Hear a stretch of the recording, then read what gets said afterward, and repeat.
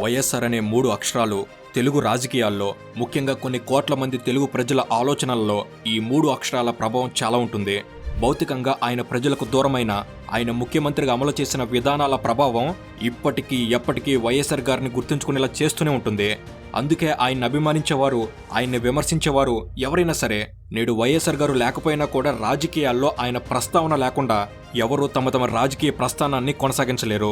కానీ వైఎస్ఆర్ మార్కు సంక్షేమంతో, రైతే రాజు అన్న నినాదంతో 2009లో రెండోసారి ముఖ్యమంత్రిగా గెలిచి తెలుగు రాజకీయ సింహాసనం మీద సగర్వంగా ఆసీనులై పాలన సాగిస్తున్న సమయంలో అనుకోని ప్రమాదం ఆయన్ని కబలించింది. ఆయన మరణం తెలుగు ప్రజల గుండెల్లో విషాదాన్ని మాత్రమే కాదు, అనేక అనుమానాలను కూడా నింపింది. 2009 సెప్టెంబర్ 2న రచ్చబండ కార్యక్రమాన్ని ప్రారంభించేందుకు బయలుదేరిన ఆయన హెలికాప్టర్ మిస్ అయిందన్న వార్త నాటి ఉమ్మడి రాష్ట్రాన్ని ఉలిక్కి పడేలా చేసింది. సమయం గడుస్తున్న హెలికాప్టర్ ఆచూకీ లేదన్న సమాచారం మరింత కలవరపడేలా చేసింది. కానీ సెప్టెంబర్ 3న వైఎస్ఆర్ గారు ఇక లేరని తెలుగు ప్రజలు విన్న వార్త అభిమానుల గుండెల్లో విషాదాన్ని నింపితే, ఈ విషాదం వెనుకున్న అనుమానాలను అంచనా వేస్తూ ఈ విషాదాన్ని వివాదంగా మార్చే ప్రయత్నం కూడా జరిగింది. ఆ క్రమంలో వైఎస్ఆర్ గారి మరణానికి కారణాలను అన్వేషిస్తూ ఎన్నో వాదోపవాదాలు వినిపించాయి, మరెన్నో అనుమానాలు వ్యక్తమయ్యాయి, ఇంకెన్నో సందేహాలు మొదలయ్యాయి. కొందరు రిలయన్స్ ఇండస్ట్రీ మీద ఆరోపణలు చేశారు, మరికొందరు రాజకీయ ప్రత్యర్థుల కుట్ర అన్నారు, ఇంకొందరు సొంత కుటుంబ సభ్యులనే అనుమానించారు. కానీ ఆఖరికి వైఎస్ఆర్ గారి మరణం మీద డీజీసీఏ, సిబిఐ లాంటి అత్యున్నత దర్యాప్తు సంస్థలు విచారణ జరిపి నిజాన్ని నిగ్గు తేల్చాయి. అయినా ఇప్పటికీ ఆయన మరణానికి నిర్దిష్టమైన కారణం ఏంటి అన్న ప్రశ్నగానే మిగిలిపోయింది.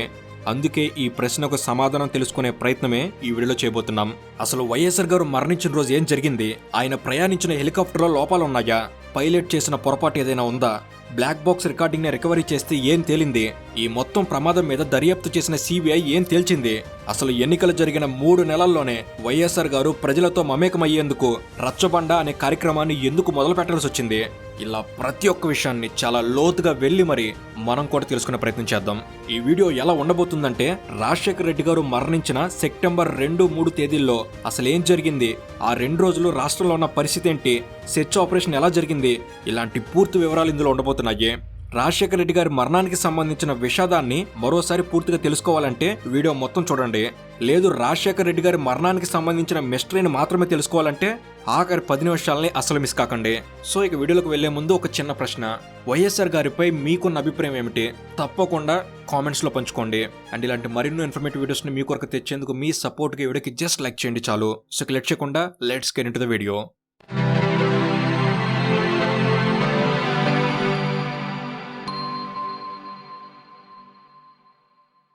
పరిపాలనలో సంక్షేమానికి పెద్దపీట వేసిన ముఖ్యమంత్రులు తెలుగు రాజకీయాల్లో చాలా కొద్ది మందే ఉన్నారు. వారిలో రాజశేఖర రెడ్డి గారి తరహా సంక్షేమం నా భూతో నా భవిష్యత్ అనే చెప్పాలి. లక్షల మంది మధ్యతరగతి పేద విద్యార్థులకి ఉన్నత చదువులు చదివే అవకాశం కల్పించిన ఫీజు రీఇంబర్స్మెంట్ కావచ్చు, కొన్ని లక్షల మంది పేదలకు ఉచితంగా కార్పొరేట్ వైద్యాన్ని అందుబాటులోకి తీసుకొచ్చిన ఆరోగ్యశ్రీ పథకం కావచ్చు, ఒక్క ఫోన్ కాల్తో నిమిషాల్లో వాలిపోయే ఉచిత అంబులెన్స్ సర్వీసులు కావచ్చు, ఇందిరమ్మ ఇల్లు, రైతులకు ఉచిత కరెంట్, ఇలా రాజశేఖర రెడ్డి గారు 2004 నుంచి 2009 మధ్య అమలు చేసిన సంక్షేమ పథకాల తాలూకా ఫలితాలని ప్రజలు స్వయంగా అందుకున్నారు. రాజశేఖర రెడ్డి గారు సీఎంగా ఎన్నికైన మొదటిసారే పేదల గుండెల్లో చిరస్థాయిగా నిలిచిపోయేలా మొదటి 5 ఏళ్లు పాలన సాగించారు. రాష్ట్ర రాజకీయాల్లో రాజశేఖర రెడ్డి గారు సంపాదించుకున్న ప్రత్యేక స్థానాన్ని గమనించిన కాంగ్రెస్ అధిష్టానం ఆయనకు రాష్ట్ర పార్టీ వ్యవహారాల్లో పూర్తి స్వేచ్ఛనిచ్చింది. పార్టీ నాయకులు సైతం రాజశేఖర రెడ్డి గారి మాటని కాదనలేని విధంగా ఆయన పార్టీ మీద పట్టు సాధించారు. అలా ప్రజల్లో, పార్టీలో రాజశేఖర రెడ్డి గారికి దక్కిన ప్రత్యేక గుర్తింపు వల్ల 2009లో కూడా రాజశేఖర రెడ్డి గారిది విజయం అని అందరూ ధీమా వ్యక్తం చేశారు. ఇక అనుకున్నట్టే రాజశేఖర రెడ్డి గారి నాయకత్వంలో 2009లో అసెంబ్లీ ఎన్నికలకు వెళ్లిన కాంగ్రెస్ పార్టీకి వరుసగా రెండోసారి కూడా ప్రజలు పట్టం కట్టారు. దాంతో 2009లో రాజశేఖర రెడ్డి గారు రెండోసారి ముఖ్యమంత్రి అయ్యారు. కానీ 2009లో రాజశేఖర రెడ్డి గారి విజయం ఏమాత్రం సంతృప్తినిచ్చే విజయం కాదు. ఎందుకంటే భారీ అంచనాలతో బరిలోకి దిగిన కాంగ్రెస్ పార్టీకి 2004 కన్నా తక్కువ అసెంబ్లీ స్థానాలు లభించాయి. 2004లో కాంగ్రెస్ పార్టీకి 185 స్థానాలు లభిస్తే రాజశేఖర రెడ్డి గారి సంక్షేమ ఫలాల ఫలితాలని ప్రజలు స్వయంగా అందుకున్న తర్వాత కూడా 2009లో కాంగ్రెస్ పార్టీకి కేవలం 156 అసెంబ్లీ స్థానాలు మాత్రమే లభించాయి. అంటే అధికారాన్ని నిలబెట్టుకోవడానికి అవసరమైన మ్యాజిక్ ఫిగర్ కన్నా కేవలం 8 స్థానాలు మాత్రమే అధికంగా లభించాయి. ఒకవేళ ఆనాడు ఆ ఒక్క 8 స్థానాలు అటు ఇటు అయ్యుంటే మొత్తం రాష్ట్ర రాజకీయ ముఖచిత్రమే మరోలా ఉండేది. రాజశేఖర రెడ్డి గారు రెండోసారి ముఖ్యమంత్రిగా ప్రమాణ స్వీకారం చేయడం కూడా కష్టంగా మారేది. అంటే దీని అర్థం ఇక్కడ 2009లో రాజశేఖర రెడ్డి గారి గ్రాఫ్ పడిపోయింది అనడానికి లేదు.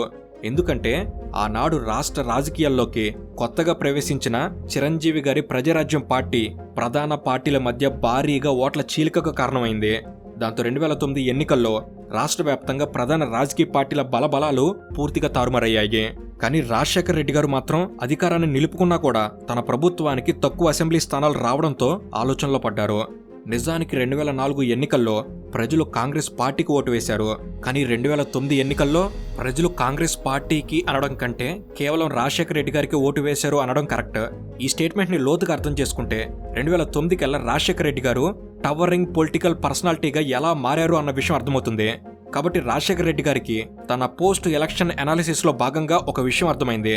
అదేంటంటే ఈ స్థాయిలో సంక్షేమ పథకాలు అమలు చేసిన తర్వాత కూడా అసెంబ్లీ స్థానాల సంఖ్య తగ్గింది అంటే ప్రతిపక్ష పార్టీ బలం పెరిగింది అని అర్థం. కాబట్టి పరిస్థితిని సరిచేయకపోతే రాజకీయంగా కష్టమవుతుంది అన్న విషయం వైఎస్ఆర్ గారికి అర్థమైంది. నిజానికి రాజశేఖర రెడ్డి గారి స్థానంలో మరో రాజకీయ నాయకుడు ఉంటే ఎన్నికలకి మరో 5 ఏళ్లు ఉంది కాబట్టి 1-2 సంవత్సరాలు వృధా చేసి అప్పుడు పరిస్థితిని చక్కబెట్టే ప్రయత్నం చేసేవారు. కానీ అక్కడ ఉంది రాజశేఖర రెడ్డి గారు కాబట్టి ఎన్నికలు జరిగిన 3 నెలల్లోనే ఆయన అప్రమత్తమయ్యారు. ప్రజలకు అందించిన సంక్షేమం గురించి తానే స్వయంగా తెలుసుకోవాలి, తానే స్వయంగా ప్రజలతో మాట్లాడాలి, మమేకం కావాలి, తద్వారా ప్రజలకు మరింత దగ్గరవ్వాలి అనే ఉద్దేశంతో వెంటనే రచ్చబండ అనే కార్యక్రమానికి శ్రీకారం చుట్టారు. 2009 ఆగస్టు 27న అప్పటి ఆంధ్రప్రదేశ్ అసెంబ్లీ వర్షాకాల సమావేశాలు ముగిశాయి. ఆ సమావేశాల్లో చివరి రోజున రాజశేఖర రెడ్డి గారు ప్రసంగిస్తూ సెప్టెంబర్ 2 నుంచి తాను రచ్చబండ అనే కార్యక్రమాన్ని ప్రారంభిస్తున్నట్టు ప్రకటించారు. అయితే ఆగస్టు 30న రాష్ట్రంలో భారీ వర్షాలు పడడం మొదలైంది. కొన్ని ప్రాంతాలకి తుఫాను హెచ్చరికలు కూడా జారీ అయ్యాయి. దాంతో సెప్టెంబర్ 1న రాజశేఖర రెడ్డి గారు భారీ వర్షాల నేపథ్యంలో ప్రభుత్వం తీసుకునే చర్యల మీద జిల్లాల కలెక్టర్స్తో వీడియో కాన్ఫరెన్స్ ద్వారా మాట్లాడారు. సెప్టెంబర్ 2న ఆయన చిత్తూరు జిల్లాలోని అనుపల్లె అనే గ్రామంలో రచ్చబండ కార్యక్రమాన్ని ప్రారంభించేందుకు ఏర్పాట్లు మొదలయ్యాయి. ఇక సెప్టెంబర్ 1న రాత్రి రాజశేఖర రెడ్డి గారు తన రచ్చబండ కార్యక్రమం గురించి అధికారులతో పార్టీ నాయకులతో కొద్దిసేపు చర్చించారు. ఇక సెప్టెంబర్ 2న ఎప్పటిలాగానే రాజశేఖర రెడ్డి గారు హైదరాబాద్లోని తన ప్రభుత్వ బంగ్లాలో తెల్లవారుజామున 4:30 గంటలకు నిద్రలేచారు. షెడ్యూల్ ప్రకారం తన పర్యటన వివరాలని ఒకసారి చూసుకున్నారు. తన పిఏ భాస్కర్ శర్మ గారితో ప్రోగ్రాం గురించి ఏర్పాట్ల గురించి మాట్లాడారు. ఎప్పట్లాగానే ఆయన ఉదయం యోగా, దేవునికి ప్రార్థన లాంటివి ముగించుకుని ఉదయం 7 గంటలకి బ్రేక్ఫాస్ట్ కూడా ముగించుకున్నారు. అయితే రాజశేఖర రెడ్డి గారిని కలిసేందుకు ప్రతిరోజు అనేక మంది నాయకులు, కార్యకర్తలు, అభిమానులు, సాధారణ ప్రజలు ఆయన నివాసానికి వస్తూ ఉంటారు. ఇక ఉదయం అల్పాహారం తీసుకున్న తర్వాత ఆయన ప్రజల నుంచి అర్జీలు తీసుకోవడం అలవాటు. ప్రతిరోజు ఉదయం కనీసం గంట పాటు ఆయన ప్రజల్ని కలిసేందుకు కేటాయిస్తారు. సెప్టెంబర్ 2న ఉదయం 7 నుంచి 8 గంటల మధ్య కూడా ఆయన ప్రజలను కలిసి వారి వినతులు స్వీకరించారు. ఇక ఉదయం 8 గంటల తర్వాత ఆయన హైదరాబాద్లోని బేగంపేట ఎయిర్పోర్ట్కు వెళ్లేందుకు బయలుదేరారు. ఆ సమయంలో వైఎస్ విజయలక్ష్మి గారు ఆయనకి ఎదురొచ్చి హారతిచ్చి ఆయన పంపించారు. ఇక రాజశేఖర రెడ్డి గారు బయలుదేరే ముందు హైదరాబాద్లో వాతావరణం పూర్తిగా మేఘావృతం అయ్యింది. ఆకాశం ఒక భారీ వర్షం పడే ముందు ఎలా ఉంటుందో అలానే కనిపించింది.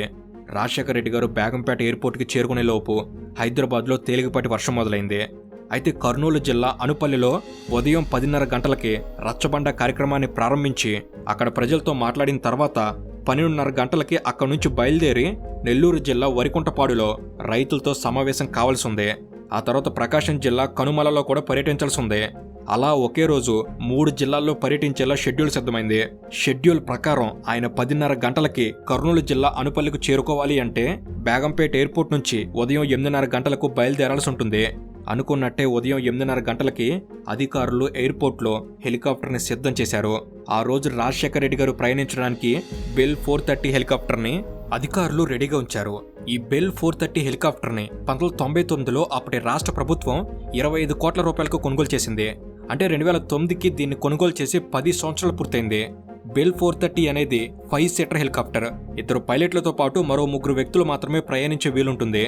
నిజానికి 2008 ఆగస్టులో అప్పటి రాష్ట్ర ప్రభుత్వం అగస్టా AW139 అనే అడ్వాన్స్డ్ హెలికాప్టర్ను కొనుగోలు చేసింది.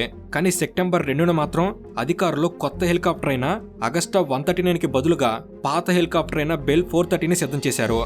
సరిగ్గా ఉదయం 8:30 కన్నా ముందే రాజశేఖర రెడ్డి గారు బేగంపేట ఎయిర్పోర్ట్కి చేరుకున్నారు.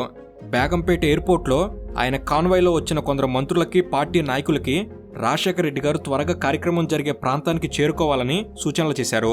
ఇక కర్నూలు, అనిపల్లి చేరుకునేందుకు ఎంత సమయం పడుతుందని ఆరా తీశారు. రాజశేఖర రెడ్డి గారి పిఏ భాస్కర్ శర్మ గారు 2.5 గంటలు పడుతుందని సమాధానం చెప్పారు. వెంటనే రాజశేఖర రెడ్డి గారు సిద్ధంగా ఉన్న హెలికాప్టర్లో కూర్చున్నారు.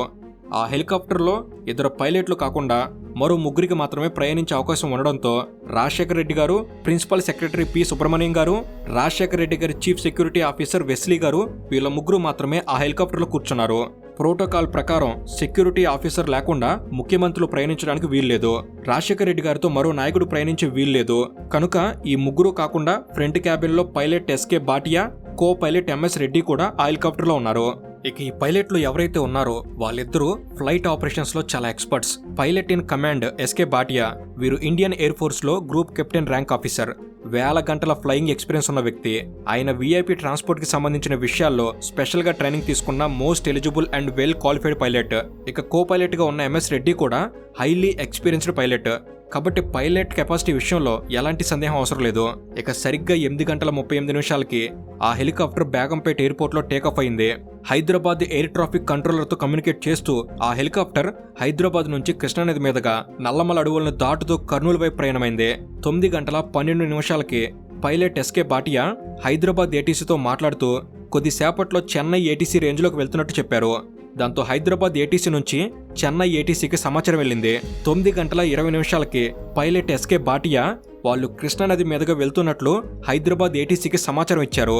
ఇక 9:35 సడన్ గా ఆ హెలికాప్టర్ నుంచి హైదరాబాద్ ఏటీసీకి సిగ్నల్స్ రావడం ఆగిపోయింది. దాంతో హైదరాబాద్ ఏటీసీ వాళ్ళు ఆ హెలికాప్టర్ చెన్నై ఏటీసీ లిమిట్స్ లోకి వెళ్లి ఉండొచ్చని భావించారు. హైదరాబాద్ ఏటీసీ చెన్నై ఏటీసీని కాంటాక్ట్ అయ్యి హెలికాప్టర్ సమాచారం తెలుసుకునే ప్రయత్నం చేస్తే చెన్నై ఏటీసీ తమకు హెలికాప్టర్కి సంబంధించిన ఎలాంటి సిగ్నల్స్ రాలేదని చెప్పింది. దాంతో 9:35 హైదరాబాద్ ఏటీసీలో ఒక్కసారిగా అలజడి మొదలైంది. హెలికాప్టర్లో ఉన్న వారిని కాంటాక్ట్ అయ్యే ప్రయత్నం చేసినా ఎలాంటి సమాచారం రావడం లేదు. ఏటీసీ రాడర్కి కూడా ఎలాంటి సిగ్నల్స్ రావడం లేదు. దాంతో హైదరాబాద్ ఏటీసీ ఒక్కసారిగా అప్రమత్తమైంది. రాష్ట్ర ప్రభుత్వానికి విషయం చెప్పారు.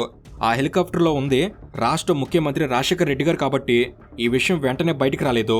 మరోవైపు రాజశేఖర రెడ్డి గారి రాక కోసం అనూపల్లెలో అభిమానులు, కార్యకర్తలు, నాయకులు ఎదురుచూస్తున్నారు. షెడ్యూల్ ప్రకారం 10:30 రాజశేఖర రెడ్డి గారి హెలికాప్టర్ అక్కడ ల్యాండ్ అవ్వాలి. కానీ విషయం తెలియక కర్నూలు జిల్లా యంత్రాంగం, మీడియా అంతా ఆయన రిసీవ్ చేసుకునేందుకు సిద్ధమయ్యారు. ఎంతకీ రాజశేఖర రెడ్డి గారు రాకపోవడంతో ఉదయం 11 గంటల సమయంలో మీడియాలో రాజశేఖర రెడ్డి గారు ప్రయాణిస్తున్న హెలికాప్టర్ ఆచూకీ లేదనే వార్తలు మొదలయ్యాయి. ఇంతలో అధికారికంగా విషయం బయటకు వచ్చింది. State media, national media attention ఒక్కసారిగా మిస్ అయిన హెలికాప్టర్ మీదకు మళ్ళింది. దాంతో దేశవ్యాప్తంగా రాజశేఖర రెడ్డి గారు ప్రయాణిస్తున్న హెలికాప్టర్ ఆచూకీ లేదన్న వార్త పెను సంచలనమైంది. అభిమానుల్లో రాజశేఖర రెడ్డి గారి ఆచూకీ కోసం ఆందోళన మొదలైంది. కేంద్ర ప్రభుత్వం కూడా ఆగమేఘాల మీద ఎయిర్ ఫోర్స్ ని రంగంలోకి దించింది. ఇక్కడే ఒక విషయం చెప్పాలి. ముఖ్యమంత్రుల సెక్యూరిటీని ప్రైమ్ మినిస్టర్ ఆఫీసర్ మానిటర్ చేస్తూ ఉంటుంది. ఈ ప్రైమ్ మినిస్టర్ ఆఫీస్ మానిటర్ని సింపుల్గా పిఎంఓ అంటారు. ముఖ్యమంత్రుల ఆరోగ్యం, రక్షణ విషయాల్లో ప్రతి చిన్న విషయాన్ని పిఎంఓకి తెలియజేయాలి. ఎవరైనా ముఖ్యమంత్రి హాస్పిటల్లో చేరాల్సిన పరిస్థితి వస్తే ఆ డాక్టర్లు పిఎం ఆఫీస్కి ఎప్పటికప్పుడు రిపోర్ట్ పంపించాల్సి ఉంటుంది. కేంద్రం నుంచి స్పెషల్ డాక్టర్ల టీం కూడా ఆ హాస్పిటల్ చేరుకుంటుంది. అలా ముఖ్యమంత్రుల సెక్యూరిటీ విషయంలో సెంట్రల్ ప్రోటోకాల్ చాలా బలంగా ఉంటుంది. ఇలా ఐడెంటిటీ మిస్ కావడం, ఆరోగ్య సమస్యలతో హాస్పిటల్లో చేరడం లాంటి కొన్ని ప్రత్యేక సందర్భాల్లో వెంటనే విషయాన్ని పిఎంఓకి తెలియజేయాలి. ఇలా పిఎంఓకి విషయం తెలియజేయడం అనేది స్టేట్ చీఫ్ సెక్రటరీ బాధ్యత. కాబట్టి రాజశేఖర రెడ్డి గారు ప్రయాణిస్తున్న హెలికాప్టర్ ఆచూకీ లేదన్న సమాచారం కూడా నిమిషాల్లో పిఎంఓకి వెళ్ళింది. దాంతో పిఎంఓ నుంచి సెంట్రల్ హోమ్ మినిస్ట్రీకి సమాచారం వెళ్ళింది.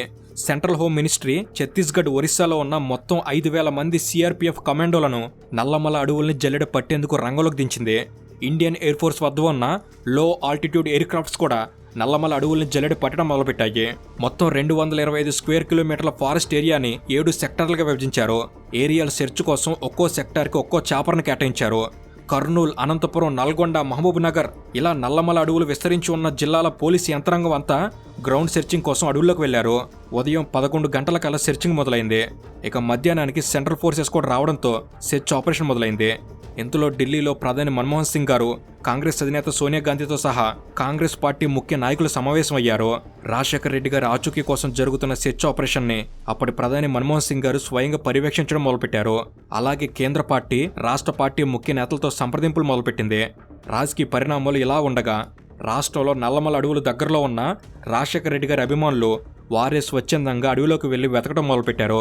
చూస్తుండగానే పరిస్థితి గందరగోళంగా మారింది. ఇందులో రాజశేఖర రెడ్డి గారు క్షేమంగా ఉన్నారంటూ పుకార్లు మొదలయ్యాయి. వాతావరణం అనుకూలించక హెలికాప్టర్ అడవిలో ల్యాండ్ అయిందని, వాతావరణం సహకరిస్తే ఆయన ఆచూకీ తెలుస్తుందని వార్తలొచ్చాయి. ఇంతలో ఆయన ఒక కాంగ్రెస్ నాయకుడి ఇంటికి వెళ్ళినట్టు వార్తలొచ్చాయి. ఇవన్నీ కాదని రాజశేఖర రెడ్డి గారి ఆచూకీ తెలిసింది, కానీ నల్లమల అడవుల్లో ఉన్న నక్సల్స్ కి సమాచారం తెలుస్తుందనే ఉద్దేశంతో ప్రభుత్వమే ఆయన ఆచూకీని బయట పెట్టడం లేదని కూడా వార్తలొచ్చాయి. ఇదిగో పులి అంటే అదిగో తోక అన్నట్టుగా అసలు ఆ రోజు ఇలాంటి వార్తలు ఎందుకు వచ్చాయో అర్థం కాలేదు. బహుశా రాజశేఖర రెడ్డి గారి అభిమానుల్లో ఆగ్రహాన్ని, ఆవేశాన్ని కంట్రోల్ చేసేందుకు, పార్టీ నాయకుల్లో మనోధైర్యాన్ని నింపేందుకు ఇలాంటి వార్తలు ప్రచారం చేసి ఉండొచ్చు.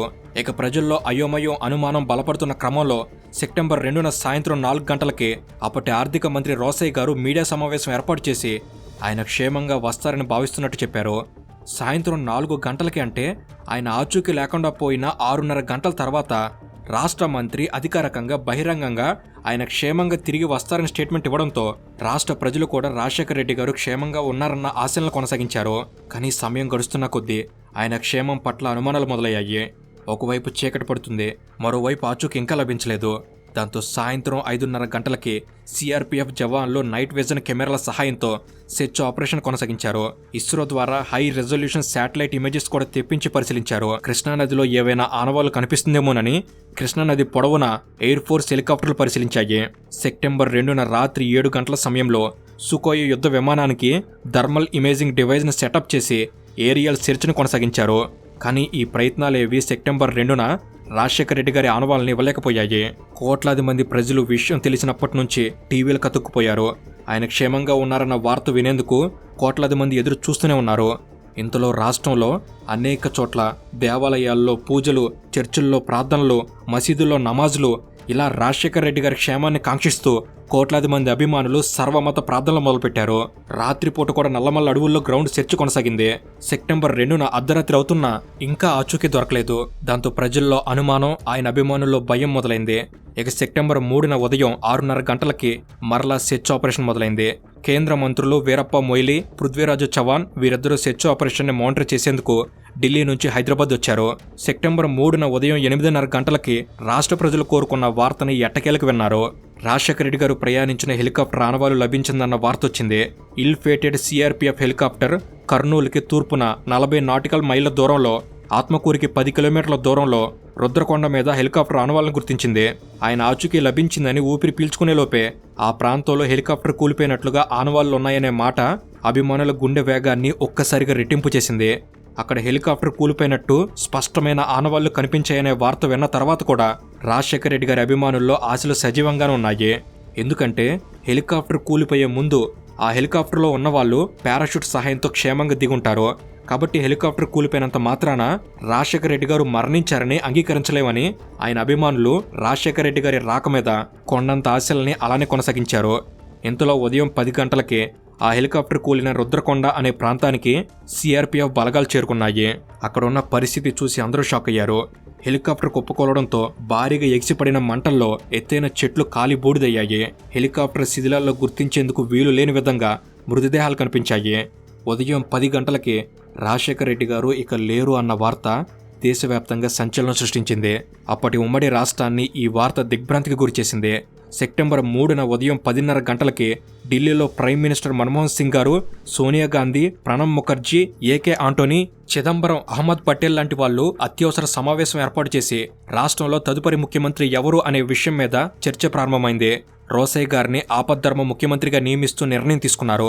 కాంగ్రెస్ పార్టీకి అధికారం నిలుపుకోవడానికి అవసరమైన దానికన్నా 8 స్థానాలు మాత్రమే అధికంగా ఉండడంతో ప్రత్యర్థులు రాజకీయ కుట్రలు చేసే అవకాశం ఉందని, ప్రభుత్వాన్ని పడగొట్టే ప్రయత్నాలు చేస్తారని కాంగ్రెస్ అధిష్టానం ఆలోచించింది. రాజశేఖర రెడ్డి గారి మరణం తర్వాత రాష్ట్రంలో పార్టీ అధికారాన్ని కాపాడుకునేందుకు కాంగ్రెస్ అధిష్టానం ప్రత్యేకంగా చిదంబరం లాంటి వాళ్ళకి ప్రత్యేక బాధ్యతలు అప్పగించింది. ఇక సెప్టెంబర్ 3న 12:30 గంటలకి కేంద్ర మంత్రి చిదంబరం ప్రెస్ మీట్ పెట్టి రాజశేఖర రెడ్డి గారి మరణ వార్తని అధికారికంగా ప్రకటించడమే కాకుండా ప్రభుత్వ బాధ్యతల్ని రోసయ్య గారికి అప్పగిస్తూ ప్రకటన చేశారు. రాజశేఖర రెడ్డి గారు లేరు అన్న వార్త నాడు ఎంత దారుణమైన విషాదాన్ని నింపిందంటే, ఈ వార్త విన్న వెంటనే రాష్ట్ర వ్యాప్తంగా 120 మంది అభిమానుల గుండె చప్పుడు ఆగిపోయింది. ఇది ప్రభుత్వం విడుదల చేసిన అధికారిక లెక్క మాత్రమే. ప్రభుత్వ లెక్కల్లో రాని అభిమానుల మరణాలు వందల్లో ఉంటాయి. రాజశేఖర రెడ్డి గారి మరణం నాడు తెలుగు రాజకీయాల్లో అతిపెద్ద కుదుపు. రాష్ట్రం శోక సంద్రంలో మునిగిపోయింది. సెప్టెంబర్ 3న ఉదయం 10:30 గంటలకి రాజశేఖర రెడ్డి గారి డెడ్ బాడీతో పాటు మరో 4 మృతదేహాలని సంఘటనా స్థలం నుంచి రికవరీ చేసి కర్నూలు మెడికల్ కాలేజీకి తరలించారు. అంటే ప్రమాదం జరిగిన 24 గంటల తర్వాత కానీ డెడ్ బాడీలను రికవరీ చేయలేకపోయారు. కర్నూలు మెడికల్ కాలేజీలో అటాప్సీ పూర్తయిన వెంటనే రాజశేఖర రెడ్డి గారి పార్థివ దేహాన్ని ఇడుపులపాయికి తరలించారు. ఇక సెప్టెంబర్ 4న అధికారిక లాంఛనాలతో రాజశేఖర రెడ్డి గారి అంత్యక్రియలు జరిగాయి. సెప్టెంబర్ 3, 4 తేదీల్లో ఇడుపులపాయ జనసంద్రం అయిందనే చెప్పాలి. దేశ ప్రధాని నుంచి సాధారణ కార్యకర్త వరకు అవకాశం ఉన్న ప్రతి ఒక్క అభిమాని ఇడుపులపాయకు చేరుకున్నారు. ఇలా రాష్ట్రంలో ఏర్పడ్డ రాజకీయ శూన్యాన్ని భర్తీ చేసే క్రమంలో రోసయ్య గారిని పూర్తిస్థాయి ముఖ్యమంత్రిగా నియమించారు. కానీ రాజశేఖర రెడ్డి గారి అభిమానుల్లో మాత్రం ఆయన అకాల మరణం పట్ల అనేక అనుమానాలు మొదలయ్యాయి. మరణ వార్త విన్న తర్వాత చాలా రకాల కాన్స్పిరసీ థియరీస్ వెలుగులోకి వచ్చాయి. రాజకీయ ప్రత్యర్థులే చంపారని కొందరు, కాదు కుటుంబ సభ్యుల హస్తం ఉందని మరికొందరు, కాదు రాష్ట్రంలో రాజశేఖర రెడ్డి గారు పార్టీని మించి ఎదగడం చూసి సోనియా గాంధీనే చేయించిందని ఇంకొందరు, ఇలా రకరకాల కుట్ర సిద్ధాంతాలను ప్రచారం చేశారు. రిలయన్స్ ఇండస్ట్రీస్కి కేజీ బేసిన్లో గ్యాస్ నిల్వలను కేటాయించేందుకు రాజశేఖర రెడ్డి గారు ఒప్పుకోలేదని, దాంతో అంబానీ ఈ కుట్ర పన్నాడని కూడా ఆరోపణలు వినిపించాయి. దాంతో రాష్ట్రంలో ఉన్న రిలయన్స్ పెట్రోల్ బంకులు ఆస్తుల మీద విపరీతంగా రాజశేఖర రెడ్డి గారి అభిమానులు విపరీతంగా దాడులు చేసిన సంఘటనలు కూడా ఉన్నాయి. దాంతో స్వయంగా ముఖేష్ అంబానీ మీడియా ముందుకొచ్చి రాజశేఖర రెడ్డి గారి మరణానికి రిలయన్స్కి ఎలాంటి సంబంధం లేదని స్టేట్మెంట్ ఇవ్వాల్సి వచ్చింది. అయితే సెప్టెంబర్ 3న రాజశేఖర రెడ్డి గారి పార్థివ దేహాన్ని రుద్రకొండ గుట్టల మీద నుంచి తరలించిన తర్వాత ఫారెస్ట్ అధికారులు ఇచ్చిన కంప్లైంట్ మేరకు అదే రోజు కర్నూలు రూరల్ పోలీస్ స్టేషన్లో ఐపీసీ సెక్షన్ 304A కింద కేసు నమోదైంది. సాధారణంగా డెత్ బై నెగ్లిజెన్స్ అనే కాన్సెప్ట్లో 304A సెక్షన్ మీద ఎఫ్ఐఆర్ చేస్తారు. అంటే పైలట్ నిర్లక్ష్యం వల్ల ప్రమాదం జరిగిందని పోలీసులు ఫస్ట్ ఇన్వెస్టిగేషన్ రిపోర్ట్లో మెన్షన్ చేశారు. ఈ ఎఫ్ఐఆర్ని పూర్తిస్థాయి దర్యాప్తుగా పరిగణించలేం. అయినా పోలీసులు 304A మీద ఎందుకు కేసు రిజిస్టర్ చేశారనేదే ప్రశ్న. ఈ సంఘటన మీద దర్యాప్తు చేయడం అనేది రాష్ట్ర ప్రభుత్వానికి చాలా సవాళ్లతో కూడుకున్న అంశం. హెలికాప్టర్ మెయింటెనెన్స్లో లోపాలు ఉన్నాయా, లేదా ఏటీసీ ఫెయిల్యూర్ ఏమైనా ఉందా, వాతావరణమే ప్రమాదానికి కారణమా, అసలు హెలికాప్టర్ గాల్లోనే పేలిపోయిందా, లేక కంట్రోల్ తప్పి బలంగా నేల మీద పడడం వల్ల పేలుడు సంభవించిందా, హెలికాప్టర్లో ఎమర్జెన్సీ లొకేటర్ ట్రాన్స్మిటర్ ఎందుకు లేదు, ఇలా చాలా విషయాల మీద నిర్దిష్టమైన విచారణ జరగాల్సి ఉంది. ఇదంతా టెక్నికల్ ఎక్స్పర్ట్స్ ఆధ్వర్యంలో జరగాల్సిన దర్యాప్తు. ఇంత టెక్నికల్గా ఇన్వెస్టిగేట్ చేయడం స్టేట్ పోలీసులకు సాధ్యం కాదు. అదీ కాక ఈ సంఘటన మీద ప్రజల్లో ఉన్న అపోహలకి సమాధానం దొరకాలంటే రిప్యూటెడ్ ఇన్వెస్టిగేషన్ ఏజెన్సీతో విచారణ చేయాలి. కాబట్టి రోసయ్య గారు ముఖ్యమంత్రి అయిన తర్వాత జరిగిన మొదటి కేబినెట్ మీటింగ్లోనే రాష్ట్ర ప్రభుత్వం ఈ కేసుని సిబిఐకి ఇవ్వాలని నిర్ణయం తీసుకుంది. రాష్ట్ర ప్రభుత్వ ప్రతిపాదనకి 2009 సెప్టెంబర్ 7న సెంట్రల్ హోమ్ మినిస్ట్రీ నుంచి అప్రూవల్ వచ్చింది. దాంతో 2009 సెప్టెంబర్ 11న హైదరాబాద్ సిబిఐ బ్రాంచ్ అఫీషియల్గా కేసు ఇన్వెస్టిగేషన్ టేకప్ చేసింది. సిబిఐ ఈ కేసును దర్యాప్తు చేసేందుకు స్పెషల్ ఇన్వెస్టిగేషన్ టీంను ఏర్పాటు చేసింది. అయితే ఈ మొత్తం వ్యవహారాన్ని సిబిఐకి మాత్రమే వదిలేయకుండా రాష్ట్ర ప్రభుత్వం కూడా 2 మెంబర్ ఎక్స్పర్ట్ కమిటీని కూడా నియమించింది. VIP security expert retired IPS అయిన ఎంఆర్ రెడ్డి మరియు former DGCA director general H S Kola వీళ్ళిద్దరూ రాష్ట్ర ప్రభుత్వం తరపున దర్యాప్తు మొదలుపెట్టారు. వీళ్ళ పనేంటంటే సెక్యూరిటీ పరమైన లోపాలు ఉన్నాయా, హెలికాప్టర్ రిలేటెడ్ ఇష్యూస్ ఏమైనా ఉన్నాయా, ఏటీసీ మానిటరింగ్లో పొరపాటు జరిగిందా, ఈ విషయాలను వీళ్ళు తేల్చాల్సి ఉంది. ఇక CBI special investigation team, state government 2 member expert committee, ఈ రెండింటితో పాటు civil aviation ministry Pawan Hans aviation CMD RK Tyagi నేతృత్వంలో ఒక 4 మెంబర్ ఎక్స్పర్ట్ కమిటీని కూడా వేసింది. ప్రమాదం గురించి తెలిసిన వెంటనే సెప్టెంబర్ 3న సివిల్ ఏవియేషన్ మినిస్ట్రీ ఈ కమిటీని ఫామ్ చేసింది. దీంతో పాటు డీజీసీఏ కూడా సంఘటన మీద దర్యాప్తు చేసేందుకు ఒక స్పెషల్ ఎంక్వైరీ కమిటీని వేసింది. ఇలా రాజశేఖర రెడ్డి గారి మరణం మీద దర్యాప్తు జరిపేందుకు మొత్తంగా 4 కమిటీలు ఫామ్ అయ్యాయి.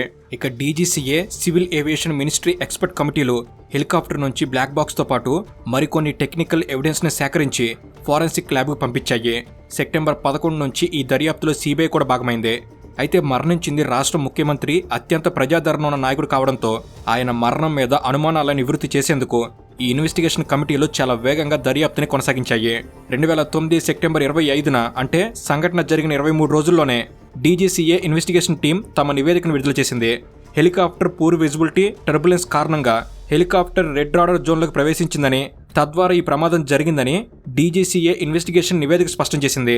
డీజీసీఏ ఇన్వెస్టిగేషన్ నివేదికలో ప్రధానంగా ఈ ప్రమాదానికి పైలట్లను బాధ్యులను చేశారు. పైలట్లు రైట్ టైంలో రైట్ డెసిషన్ తీసుకోవడంలో ఫెయిల్ కావడం వల్లే ఈ ప్రమాదం జరిగిందని డీజీసీఏ తేల్చింది. ఇక సివిల్ ఏవియేషన్ మినిస్ట్రీ అపాయింట్ చేసిన ఆర్కే త్యాగి కమిటీ కూడా 2009 నవంబర్లో నివేదికను విడుదల చేసింది. ఈ నివేదికలో కూడా ప్రమాదానికి వాతావరణం బాగా లేకపోవడం, అలాగే పైలట్లు డెసిషన్ మేకింగ్లో జరిగిన పొరపాటు వల్ల ఈ ప్రమాదం జరిగిందని తెలిసింది. నిజానికి డీజీసీఏ, సివిల్ ఏవియేషన్ కమిటీల నివేదికని పూర్తిస్థాయి దర్యాప్తు నివేదికలుగా పరిగణించలేం. ఎందుకంటే ఈ 2 కమిటీలు ఈ సంఘటన మీద విచారణ చేసి భవిష్యత్తులో ఇలాంటి సంఘటనలు జరగకుండా ఉండేందుకు ఎలాంటి మార్పులు చేయాలి అనే విషయాల మీద రిపోర్ట్ ఇచ్చేందుకు ఈ కమిటీలు ఉపయోగపడ్డాయి. ఈ కమిటీల రిపోర్ట్ ఆధారంగా VIP protocol, VIP air traffic monitoring, వీఐపీలు ప్రయాణించే ఎయిర్ క్రాఫ్ట్ విషయంలో తీసుకోవాల్సిన జాగ్రత్తలకు సంబంధించిన రూల్స్ అండ్ రెగ్యులేషన్స్ మారిపోయాయి. ఇక రాష్ట్ర ప్రభుత్వం నియమించిన 2 మెంబర్ కమిటీ అక్టోబర్ 2 నివేదిక ఇచ్చింది. ఈ నివేదికలో కూడా ఎలాంటి కుట్ర లేదని తేలింది. కేవలం వాతావరణం సరిగ్గా లేకపోవడంతో హెలికాప్టర్లో ప్రమాదం జరిగిందని నివేదిక ఇచ్చారు. కానీ ఈ కమిటీ నివేదికలో కొన్ని కీలక విషయాలు ప్రస్తావించారు. ప్రమాదంలో మరణించిన కో పైలట్ ఎంఎస్ రెడ్డి వయసు 60 సంవత్సరాల వరకు ఉంటుంది. పైలట్లను రిక్రూట్ చేసుకునే విషయంలో చాపర్ మెయింటెనెన్స్ విషయంలో పొరపాటు జరిగినట్టు తేల్చారు. బెల్ 430 కాకుండా అడ్వాన్స్డ్ అగస్టా హెలికాప్టర్ ఉన్నా కూడా ఆ హెలికాప్టర్ని సరైన సమయంలో అందుబాటులో ఉంచడంలో ఏపీ ఏవియేషన్ కార్పొరేషన్ నిర్లక్ష్యం వ్యవహరించిందని పేర్కొంది. దాంతో ఈ నివేదిక ఆధారంగా AP aviation corporation MD KV Brahmananda Reddy, quality control manager Lakshmana Rao అనే 2 అధికారులను సస్పెండ్ చేశారు. ఇక ఈ మొత్తం దర్యాప్తులో కీలకమైన సిబిఐ నివేదిక 2010 మేలో కోర్టు ముందుకు వచ్చింది. సిబిఐ దర్యాప్తులో బెంగళూరులోని national aerospace laboratory, institute of aerospace medicine, Delhi central forensics laboratories, Delhi JNTU, హైదరాబాద్లోని నేషనల్ రిమోట్ సెన్సింగ్ సెంటర్ ఇలా అత్యున్నత సంస్థల నుంచి నిపుణుల సహాయంతో మోస్ట్ సైంటిఫిక్ వేలో సిబిఐ విచారణ జరిపింది. ఈ విషయాలు ఎందుకు చెప్పాల్సి వస్తుందంటే సిబిఐ నివేదికకు ఉన్న శాండిటీ అర్థం కావాలని ఈ వివరాలు చెప్తున్నాం. ఇప్పటి వరకు ఈ వీడియో చూశారు కాబట్టి ఈ వీడియో పూర్తయ్యేలోపు రాజశేఖర రెడ్డి గారి మరణం మీద ఉన్న సందేహాలు పూర్తిగా తీరిపోవాలి. కాబట్టి విచారణలో భాగమైన ప్రతిష్టాత్మక సంస్థల వివరాలు ప్రతిదీ కూడా మీకు చెప్పడం జరిగింది. అయితే సిబిఐ తన నివేదికలో బ్లాక్ బాక్స్ కన్వర్జేషన్ మెన్షన్ చేసింది. సెప్టెంబర్ 2న హెలికాప్టర్ మార్గమధ్యలో ఉండగా సరిగ్గా 9 గంటల 12 నిమిషాల నుంచి 9 గంటల 16 నిమిషాల మధ్య 2 పైలట్ల మధ్య ఒక కీలకమైన సంభాషణ జరిగింది. పైలట్లు ఆ సమయంలో హెలికాప్టర్ లూబ్రికెంట్ మీటర్లో రెడ్ సిగ్నల్ రావడాన్ని గమనించారు. ఇలా రెడ్ సిగ్నల్ గురించి మాట్లాడుతుండగా pilot SK Bhatia co pilot MS రెడ్డితో సీటు కింద మాన్యువల్ ఉందని దానిలో చూడాలని చెప్పాడు. దాంతో ఎంఎస్ రెడ్డి మాన్యువల్లో వెతకడం మొదలుపెట్టాడు. కానీ పైలట్ ఈ విషయాన్ని సీరియస్గా తీసుకోకుండా అదే ఆల్టిట్యూడ్లో ప్రయాణం కొనసాగించాడు. అలా ముందుకు వెళ్ళగా ఆ హెలికాప్టర్ క్యుములోనింబస్ మేఘాల్లోకి వెళ్ళింది. క్యుములోనింబస్ మేఘాలకి ఒక లక్షణం ఉంటుంది. ఈ మేఘాల్లో వ్యాక్యూమ్ ఉంటుంది. వ్యాక్యూమ్ దాని చుట్టూ ఉండే వస్తువులను ఆకర్షిస్తుంది. కాబట్టి క్యుములోనింబస్ మేఘాల ఒత్తిడిని అధిగమించే క్రమంలో ఆ హెలికాప్టర్ లూబ్రికెంట్ ఎక్కువగా కన్స్యూమ్ చేసుకుంది. అలా క్యుములోనింబస్ మేఘాల స్వభావాన్ని అంచనా వేయడంలో పైలట్లు ఫెయిల్ అయ్యారు. దానికి తోడు రెడ్ వెదర్ జోన్, తుఫాను గాలులు, జీరో విజిబిలిటీ వీటన్నిటి వల్ల హెలికాప్టర్ ఒక్కసారిగా కిందకు దిగింది. కానీ 380 అడుగుల ఎత్తైన కొండ ఎదురుగా ఉండడంతో పైలట్లు ఆ కొండని ఢీకొట్టకుండా తప్పించలేకపోయారు. ఆ సమయంలో కాక్పిట్లో co pilot MS Reddy go around అని గట్టిగా అరిచాడు. ఫ్లైట్ ఆపరేషన్ లాంగ్వేజ్లో గో అరౌండ్ అనేది ఒక బటన్. ఆ బటన్ని ప్రెస్ చేస్తే హెలికాప్టర్ ఒక్కసారిగా పైకి లేస్తుంది. గో అరౌండ్ చేసినా కూడా ఆ ఎత్తైన కొండని పైలట్లు తప్పించలేకపోయారు. అలా ఈ ప్రమాదం జరిగింది. పైలట్ల సమర్థత మీద సిబిఐ ఎలాంటి అనుమానాలను వ్యక్తం చేయలేదు. ఎస్కే బాటియాకు 5000 గంటల ఫ్లయింగ్ ఎక్స్పీరియన్స్ ఉంది. కో పైలట్ ఎంఎస్ రెడ్డికి బెల్ 430 రేటెడ్ పైలట్గా అనుభవం ఉంది. కాబట్టి పైలట్ల సమర్థతని అనుమానించలేమని సిబిఐ తెలిసింది. ఇక ఎయిర్ క్రాఫ్ట్ కండిషన్ విషయంలో ఉన్న ప్రశ్నలకు కూడా సిబిఐ నివేదిక సమాధానం చెప్పింది. హెలికాప్టర్ కంప్లీట్ కండిషన్లోనే ఉంది. Engine operations, rotor intact, air worthiness, sufficient fuel ఇవన్నీ బాగానే ఉన్నాయి. హెలికాప్టర్ మిడ్ ఎయిర్లో బ్లాస్ట్ అయినట్టు ఆధారాలు లేవు.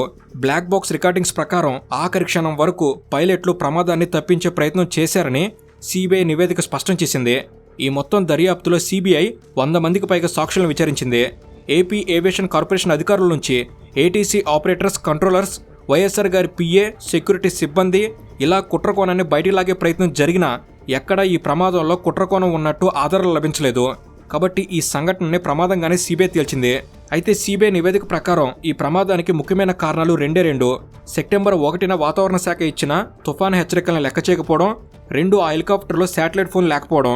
ఈ 2 కారణాలు ప్రైమరీగా ఆ ప్రమాదానికి కారణం అయ్యాయని సిబిఐ తేల్చింది.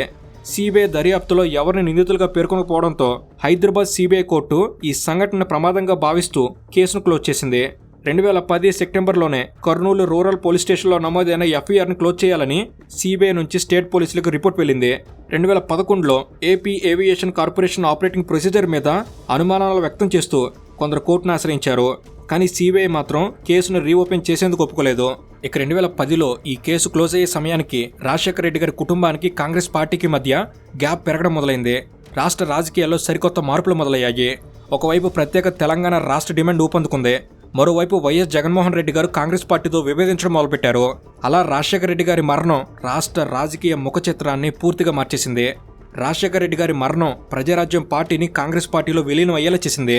ప్రజారాజ్యం పార్టీ కాంగ్రెస్లో విలీనం కావడానికి, రాజశేఖర రెడ్డి గారి మరణానికి కారణం ఏంటనే అనుమానం వస్తే మేము గతంలో చేసిన ఈ వీడియో చూడండి. ఈ విషయం మీద పూర్తి స్పష్టత వస్తుంది. నిజానికి రాజశేఖర రెడ్డి గారు మరణించిన సెప్టెంబర్ 2న రాష్ట్ర వ్యాప్తంగా వినాయక నిమజ్జన వేడుకలు జరుగుతున్నాయి. మరీ ముఖ్యంగా హైదరాబాద్ వీధుల్లో వినాయక నిమజ్జన హడావిడి విపరీతంగా ఉంది. ఇక్కడే ఒక విషయం ప్రస్తావించాలి. ఎన్నికలు జరిగి 3 నెలలైంది. అయినా రాజశేఖర రెడ్డి గారు మాత్రం ప్రజల్ని కలిసేందుకు కార్యక్రమం మొదలుపెట్టారు. ఇక వాతావరణం కూడా అనుకూలంగా లేదు.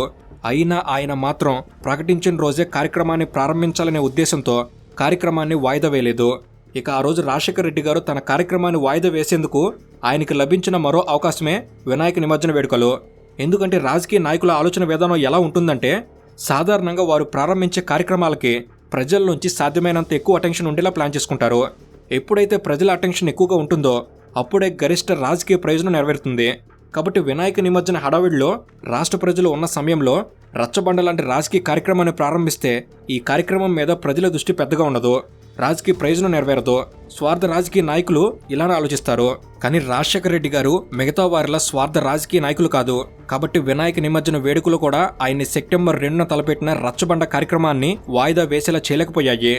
ఆ రోజు ఏ ఒక్క కారణమైనా ఆయన ఆ రచ్చబండ కార్యక్రమాన్ని వాయిదా వేసేలా చేసుంటే రాజశేఖర రెడ్డి గారి మీద ఇలాంటి వీడియో చేయాల్సిన అవసరం మాకు, ఇలాంటి వీడియో చూడాల్సిన అవసరం మీకు వచ్చేది కాదు. రాష్ట్ర రాజకీయం కూడా ఇప్పుడున్నట్లు ఉండేది కూడా కాదు. సో ఇది ఫ్రెండ్స్, వైఎస్ఆర్ గారి మరణంపై మీ అభిప్రాయం ఏమిటి? ఒకవేళ ఆయన బ్రతికే ఉండుంటే మన రాష్ట్ర రాజకీయాలు ఎలా ఉండేవి? మీ అభిప్రాయం తప్పకుండా కామెంట్స్లో తెలపండి. అండ్ ఇలాంటి మరెన్నో విలువైన విషయాలు అనేవి ఇక నుంచి వెంటనే తీసుకురాబోతున్నాం. ప్రతిదీ మీ వరకు చేరేందుకు, ఏది మిస్ కాకుండా ఉండేందుకు తప్పకుండా మన ఫ్యామిలీలో మీరు భాగం కండి. సబ్స్క్రైబ్ చేసుకుని సపోర్ట్ చేయండి. Thank you for watching. Have a good day.